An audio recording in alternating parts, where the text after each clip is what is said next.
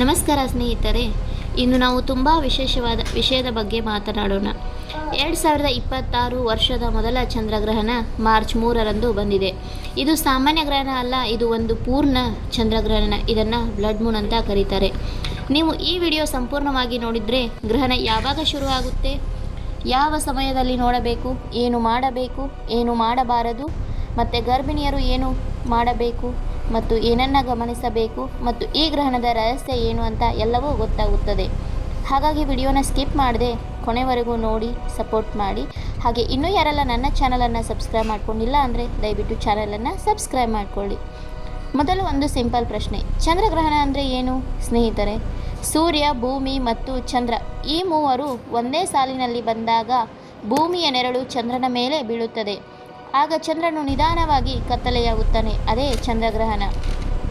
2026ರ ಮೊದಲ ಚಂದ್ರಗ್ರಹಣವು ಸ್ಪರ್ಶಕಾಲ ಮಧ್ಯಾಹ್ನ 3:20ಕ್ಕೆ ಸ್ಟಾರ್ಟ್ ಆಗಿ ಮಧ್ಯಕಾಲ ಸಂಜೆ 5:04ಕ್ಕೆ ಮತ್ತು ಮೋಕ್ಷಕಾಲ ಸಂಜೆ 6:48ಕ್ಕೆ.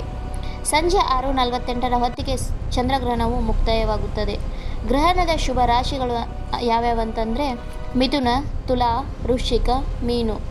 ಗ್ರಹಣ ಮಿಶ್ರ ರಾಶಿಗಳು ಮೇಷ, ಕರ್ಕ, ಧನು, ಕುಂಭ. ಗ್ರಹಣದ ದೋಷ ರಾಶಿಗಳು ವೃಷಭ, ಸಿಂಹ, ಕನ್ಯಾ, ಮಕರ. ಈ ಮೇಲಿನ ರಾಶಿಯವರು ಗ್ರಹಣ ದೋಷ ಪರಿಹಾರಕ್ಕಾಗಿ ಹುರುಳಿಕಾಳು ಅಥವಾ ಬಿಳಿ ಬಟ್ಟೆ ಹಾಗೂ ಅಕ್ಕಿಯನ್ನು ಅಥವಾ ಚಂದ್ರನ ಪ್ರತಿಮೆಯನ್ನು ಶಿವಾಲಯದಲ್ಲಿ ದಾನ ಮಾಡಬೇಕಾಗುತ್ತದೆ. ನಿಮಗೆಲ್ಲ ಒಂದು ಪ್ರಶ್ನೆ ಇರ್ಬೋದಲ್ವಾ, ಚಂದ್ರ ಯಾಕೆ ಕೆಂಪಾಗುತ್ತಾನೆ ಅಂತ ಹೇಳಿ? ಸೂರ್ಯನ ಬೆಳಕು ಭೂಮಿಯ ವಾತಾವರಣದಿಂದ ಹಾದು ಹೋಗುವಾಗ ಕೆಂಪು ಬೆಳಕು ಮಾತ್ರ ಚಂದ್ರನ ಮೇಲೆ ಬೀಳುತ್ತದೆ. ಆದ್ದರಿಂದ ಚಂದ್ರ ಕೆಂಪಾಗಿ ಕಾಣುತ್ತಾನೆ. ಇದು ಒಂದು ವೈಜ್ಞಾನಿಕ ಘಟನೆಯಾಗಿದೆ. ನಮ್ಮ ಹಿಂದೂ ಸಂಸ್ಕೃತಿಯಲ್ಲಿ ಗ್ರಹಣಕ್ಕೆ ತುಂಬ ಮಹತ್ವವಿದೆ. ಗ್ರಹಣದ ಸಮಯದಲ್ಲಿ ಪೂಜೆ ಮಾಡೋದಿಲ್ಲ, ದೇವಸ್ಥಾನಗಳೆಲ್ಲವೂ ಮುಚ್ಚಿರುತ್ತದೆ. ಆಲ್ಮೋಸ್ಟ್ ನಾಳೆ ನಮ್ಮ ಕರ್ನಾಟಕದ ತುಂಬೆಲ್ಲ ಅಂತೂ ಎಲ್ಲ ದೇವಸ್ಥಾನಗಳು ಕ್ಲೋಸ್ ಇದ್ದಾವೆ, ಅಂದರೆ ಬಂದಿದ್ದಾವೆ. ಆಹಾರ ತಿನ್ನೋದನ್ನ ತಪ್ಪಿಸ್ತಾರೆ. ಆದರೆ ಏನು ಮಾಡಬೇಕು ಅಂತಂದರೆ ಗ್ರಹಣದ ದಿನ ಮಂತ್ರ ಜಪಗಳನ್ನು ಮಾಡಬೇಕು, ದೇವರ ನೆನಪು, ದಾನ ಮಾಡುವುದು. ಗ್ರಹಣದ ಸಮಯದಲ್ಲಿ ಆಹಾರ ಯಾಕೆ ತಿನ್ನಬಾರದು ಅಂತಂದರೆ ಹಳೆಯ ಕಾಲದಲ್ಲಿ ಆಹಾರ ಬೇಗ ಕೆಡುತ್ತಿತ್ತು.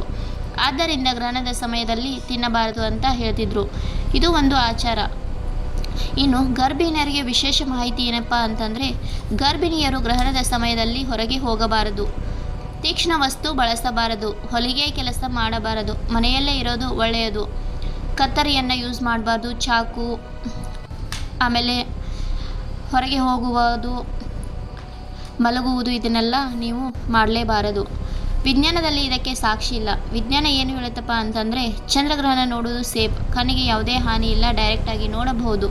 ಆದರೆ ಸೂರ್ಯಗ್ರಹಣ ಹಾಗಲ್ಲ, ಅದನ್ನು ನೋಡಲು ಕಣ್ಣಿಗೆ ಪ್ರೊಟೆಕ್ಷನ್ ಬೇಕು. ಗ್ರಹಣದ ಪ್ರಭಾವ ಕೆಲವರು ಹೇಳ್ತಾರೆ ಗ್ರಹಣದ ಪರಿಣಾಮ ಜೀವನದ ಮೇಲೆ ಬೀಳುತ್ತೆ. ಆದರೆ ವಿಜ್ಞಾನದ ಪ್ರಕಾರ ಯಾವುದೇ ಡೈರೆಕ್ಟ್ ಎಫೆಕ್ಟ್ ಇಲ್ಲ. ಗ್ರಹಣದ ಸಮಯದಲ್ಲಿ ಊಟ ಮಾಡಬೇಡಿ, ಮಲಗಬೇಡಿ, ಹೊಸ ಕೆಲಸಗಳನ್ನು ಶುರು ಮಾಡಬೇಡಿ, ಕೂದಲು ಕತ್ತರಿಸಬೇಡಿ. ಆಮೇಲೆ ದೇವರ ಜಪ ಮಾಡುವುದು, ದೇವರ ಹೆಸರುಗಳನ್ನು ನೆನಪಿಸಿಕೊಳ್ಳುವುದು ನಿಮ್ಮ ಹೊಟ್ಟೆಯಲ್ಲಿರುವ ಬೇಬಿಗೂ ಕೂಡ ತುಂಬ ಒಳ್ಳೆಯದು. ಗ್ರಹಣವನ್ನು ಅಬ್ಸರ್ವ್ ಮಾಡೋದು, ದಾನ ಮಾಡೋದು. ಗ್ರಹಣದ ನಂತರ ಏನು ಮಾಡಬೇಕು ಅಂತಂದರೆ ಸ್ನಾನ ಮಾಡಿ ಮನೆ ಶುದ್ಧಿ ಮಾಡಬೇಕು, ಹೊಸ ಆಹಾರ ತಯಾರು ಮಾಡಬೇಕು. ಇನ್ನೊಂದು ಮೇನ್ ಇಂಪಾರ್ಟೆಂಟ್ ಅಂದರೆ ನಿಮ್ಮ ಮನೆಯಲ್ಲಿರುವ ಅಕ್ಕಿ ಡಬ್ಬಿ ಆಗಲಿ ಅಥವಾ ಹಿಟ್ಟಿನ ಡಬ್ಬಿ ಆಗಲಿ ಮತ್ತು ನೀರು ತುಂಬಿರುವ ಪಾತ್ರೆಗಳಲ್ಲಿ ತುಳಸಿ ದಳವನ್ನು ಹಾಕಿ ಇಡುವುದು ಭಾಳ ಇಂಪಾರ್ಟೆಂಟ್ ಆಗುತ್ತದೆ. ಇದು 2026ರ ವರ್ಷದ ಮೊದಲ ಚಂದ್ರಗ್ರಹಣ. ಇದು ಬ್ಲಡ್ ಮೂನ್.